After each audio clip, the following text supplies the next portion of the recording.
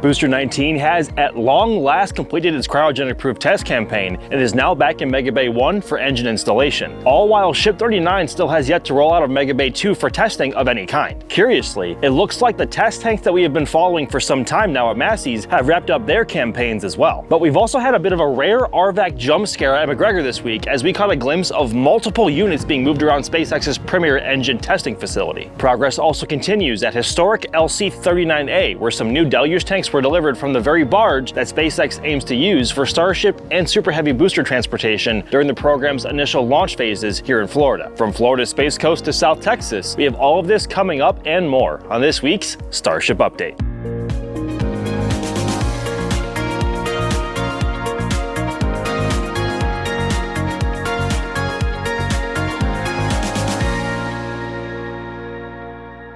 Now, let's be honest here.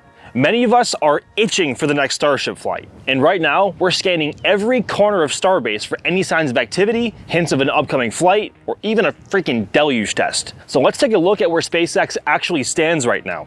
When can we expect Flight 12? Ship 39 has been fully stacked since November 15th of 2025, and it still hasn't left Mega Bay 2 for testing of any kind. The main reason? Well, aside from the fact that its readiness has been in flux, the ship's cryogenic proof testing stand has been occupied by the S39.1 test tank for over a month now. The issue here is that the stand simulates the loads on the thrust puck while the ship is pressurized and under load itself. Without it, Ship 39 can't move forward. However, we have a theory on how SpaceX could work around this. The theory is that they could roll Ship 39 straight on the static fire stand and run the proof test there with some added hardware. But even without the added hardware, Version 3 ship's aft dome design has already been structurally verified on S39.1, so the stand should be more than capable. And this could all take place at the static fire area at Massey's as a result. If the proper proof stand frees up soon though, they'll likely use that instead, as it's already purpose-built for the task. Either way, once proof testing is complete, Ship 39 will head back to the production site into Mega Bay 2 for engine installation ahead of static fire testing, and then it's time to fly. And just to keep the pressure on, 3 weeks ago, Elon said himself Starship launch in 6 weeks. So the clock is definitely ticking and we should be expecting Ship 39 to roll at some point soon. On the booster side of things, Booster 19 has been performing tremendously. After wrapping up its cryo-proof testing campaign, consisting of 1 ambient pressure test and 4 cryogenic tests, the booster was rolled back to the production site in the early morning hours of February 9th. Now, this is where the fun really begins. Teams are currently preparing for the installation of 33 brand new Raptor 3 engines. All in, the engines will be putting out more than 9,000 tons of thrust at liftoff, roughly 3 times what the Saturn V rocket could produce during the Apollo era. Now, we likely won't see that full power output during a full 33 engine static fire at Pad 2 though. SpaceX decided against suborbital hops for boosters a long time ago, and the hold down clamps at Pad 2 may not have the strength to hold down the booster in place under maximum thrust. So for the safety of the vehicle and the pad systems alike, they'll fire at a lower thrust level. This was also the case though for Pad 1's original launch mount. We don't want any accidental launches here. TLM 3, oh god, excuse me, good grief. After the static fire, Booster 19 will head back into Mega Bay 1 for final checkouts before launch. We haven't seen the Raptor 3s integrated on a booster yet, so it'll be interesting to see how they fit and look, but we don't suspect any major problems here. Version 3 vehicles are built for the long haul though, far from the experimental routes of Version 1 and Version 2. Closer to rollout, the flight termination system charges will also be installed. These are what allow the vehicle to be safely terminated in flight by punching holes in the propellant tanks in the event of a major anomaly, such as a loss of vehicle control or loss of thrust during flight. But is the pad actually ready? Actually, for the most part, yes, but a few critical items still need finishing. The water-cooled top deck of the launch mount hasn't been fully tested yet. The ship quick disconnect arm also needs a bit more love as well. On top of that, a Buckner-owned LR-11000 crawler crane is scheduled to install a new protective roof on the tower, most likely to shield the top during ship catch attempts. The Obstruction Evaluation Airport Airspace Analysis filing, or OEAAA, shows that roof work will run from February 13th through March 16th. On top of that, Pad 2 hasn't flowed any cryogenic propellants into a vehicle yet, which is, of course, kinda critical. That full system test is still ahead. All of this then brings up a big question. Will we see a full stack wet dress rehearsal? Honestly, it makes a lot of sense here and is a departure from what we have become used to now. With 2 brand new version 3 vehicles on a brand new pad, running a wet dress rehearsal would give teams a clear picture of how the vehicle behaves on the pad in tandem with the equipment on the ground supporting it, good or bad. kind of like SLS was supposed to. Now, if they opt to skip it, they risk discovering problems when it really counts. Looking at it now, Elon's Starship in 6 weeks comment from 3 weeks ago feels pretty ambitious, but not entirely outlandish. Let us know in the comments down below when you think Flight 12 will actually happen. Now let's take a deeper look at the launch site as a whole. With Pad 2 now carrying the load for the next several flights, SpaceX has been working hard to bring Pad 1 back online as a second identical launch pad with the newest design of launch mount, flame trench, and chopstick system. This will be a game changer for Cadence. Once both pads are operational, Starbase will be able to split the workload and dramatically increase the launch rate, aiding future plans of Starlink constellations, orbital AI data centers, a colony on the moon, you name it. More launch pads, more better. And the groundwork at Pad 1 is moving fast too. The CFA piling for the new flame trench appears complete, as the drilling rig hasn't been seen for quite a while. Crews are now driving sheet piles to hold back the soil and groundwater, though they seem to be hitting some of the same resistance that SpaceX saw at Pad 2. Being that the ground here is so close to sea level and the water table, drilling and excavation can be tough. NASA had similar issues actually here in Florida back in the pre-Apollo era, though they solved that by building ramps at Launch Complex 39A and 39B. Over at the tank farm, we saw venting from both the oxygen and the methane sides this week. This is classic pre-vehicle testing. SpaceX is clearly trying to shake down every possible valve and connection before the first booster even rolls. We're expecting a lot more of this in the coming weeks. They'll likely tweak the layout multiple times until everything is dialed in for the much higher cadence that they're aiming for. Moving on to the south side of the launch site, we can see that SpaceX has made decent progress on the groundwork for site expansion. Teams are now starting to populate this area with the various layers of material we talked about last week.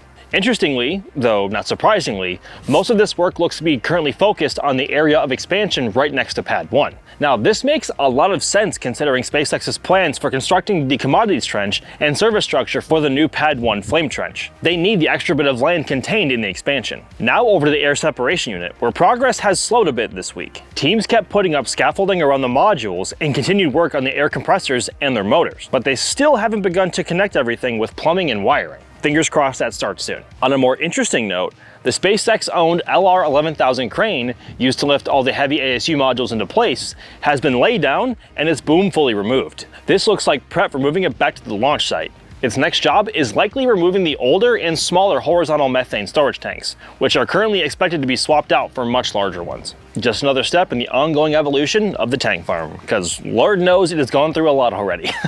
And moving over to Massey's now. We finally saw B18.1 come out of the Super Crusher cage this week. It has been there for ages. On the 12th, the LR-11000 crane hooked up to the test tank, lifted it clear, and placed it on the modified old booster cryo stand that now interfaces with version 3 F sections. Our field team member Colleen was on site and captured some fantastic close-ups of the structural testing interface on the QD panel and the overall aft plate setup. The details here are absolutely glorious. This tank has been in the cage for 277 days, which means that it survived both Ship 36 and Booster 18's temper tantrums. During that time, it completed 16 cryo tests and countless others that we couldn't fully see. And just a quick reminder, B18.1 is a version 3 booster aft section mated to a generic forward test section.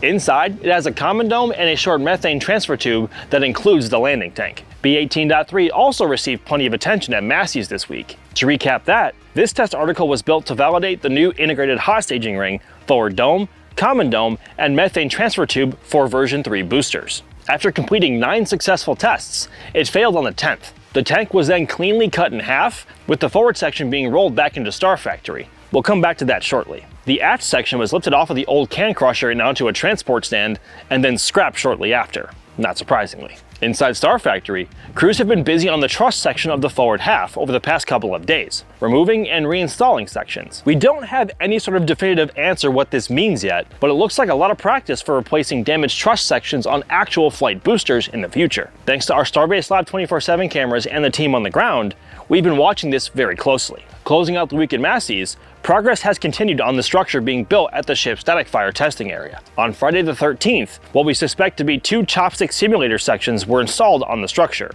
It's also worth noting that more sets of actuators were installed alongside them. Looking at the top structure, we can also see a box labeled Ship Flap Actuator, which may give us another hint as to what this may be used for, though not certain, so we will have to just wait until a ship arrives here for testing. And speaking of waiting, time, and future plans, now might be be a good time to remind y'all about our 2026 spaceflight calendars available at shop.ssspaceflight.com. Right now, both our general spaceflight and Starbase themed calendars are 25% off and have been moving fast, and are among the best ways that you can support continued content like this. So check them out now while you can. After Flight 12, we'll need brand new vehicles ready on deck, as both Booster 19 and Ship 39 are unfortunately not expected to be recovered.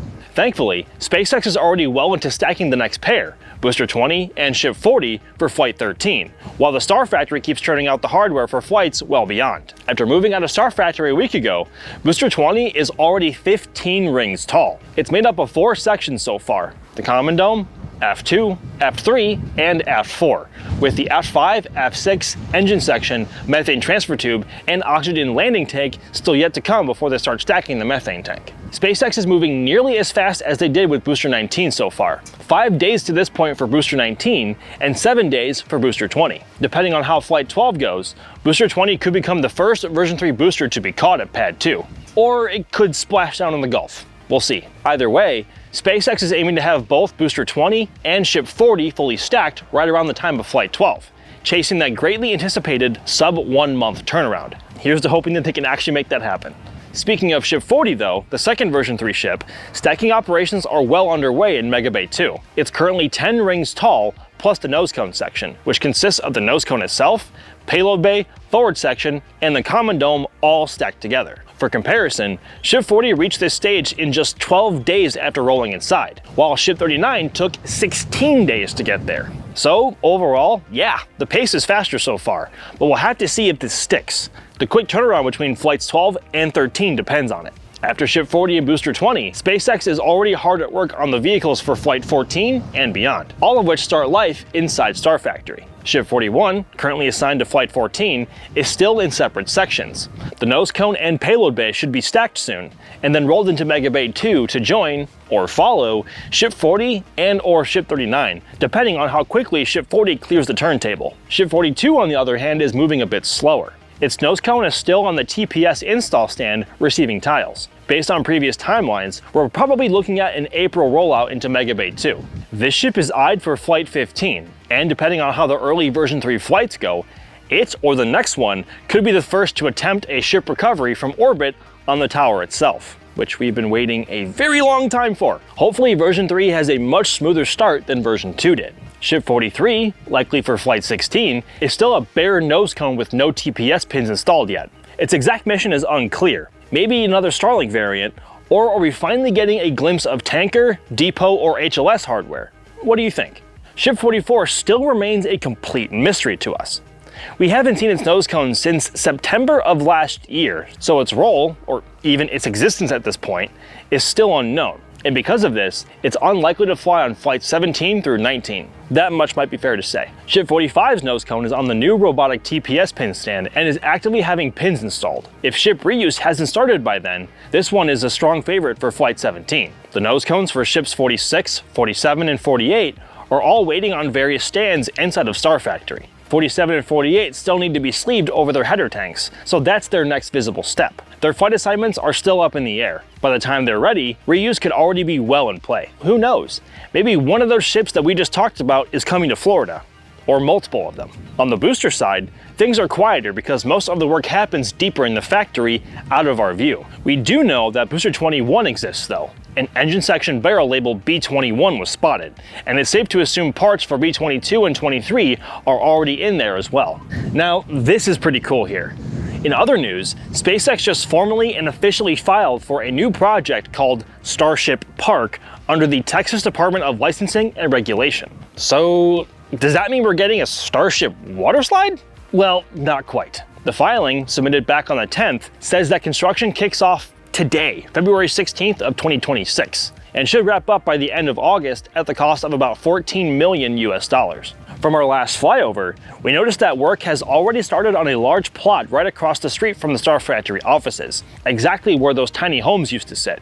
That space roughly takes up 115,000 square feet. For scale, along one of the shorter walls, you could line up nearly 7 full super heavy boosters. This is no small project by any means. Now, we're still not quite sure if it'll be open to the public though. The filing states private land for private use, but the location seems like it could be very visitor friendly. We'll for sure be keeping an eye on this one and bring you guys updates as more details emerge. Time for our McGregor Minute. This week, the test site turned into RVac Central, and we are long past serial number 8 at this point. Monday started pretty quiet, and then it got wild. On the 10th, our 24/7 McGregor livestream caught a sea-level Raptor 3 moving between stands, followed later the same day by an RVac being lifted off of a test stand. The next day, another RVac went into the opposing bay. On the 12th, RVac serial number 98 was lifted out and left the site.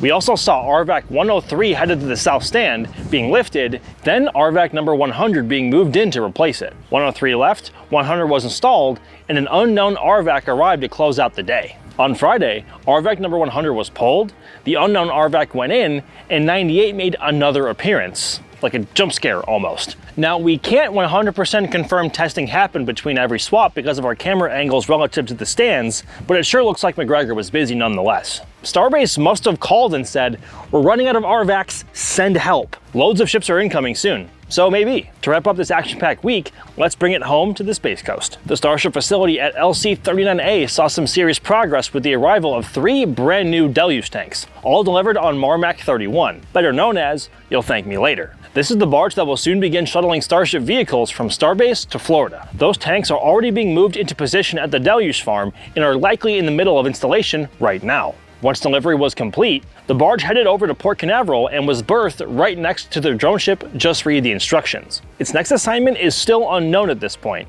but it's quite possible SpaceX may now finish the required work on the vessel so it can start transporting Starships and Super Heavy boosters from Texas. Once the pad is ready, they'll be able to ship a full stack over and commission LC-39A for flight. On the orbital launch mount itself, crews installed the 2 booster quake disconnects, or BQDs, this week. The same design that we see at Starbase. These will handle the loading of liquid oxygen and methane for every booster that tests and launches from this very launch complex, just like we've seen in Starbase's Pad 2. In typical SpaceX fashion, they found a way to make this week action-packed at each of their sites, and we don't expect this to slow down one bit as we draw closer to Flight 12. When do you guys think boosters and ships may make their way to Florida? When do you think Ship 39 will be ready for testing in Massey's? And again, when Flight 12? Do you think version 3 will see success on its first launch? Leave those all in the comment section down below.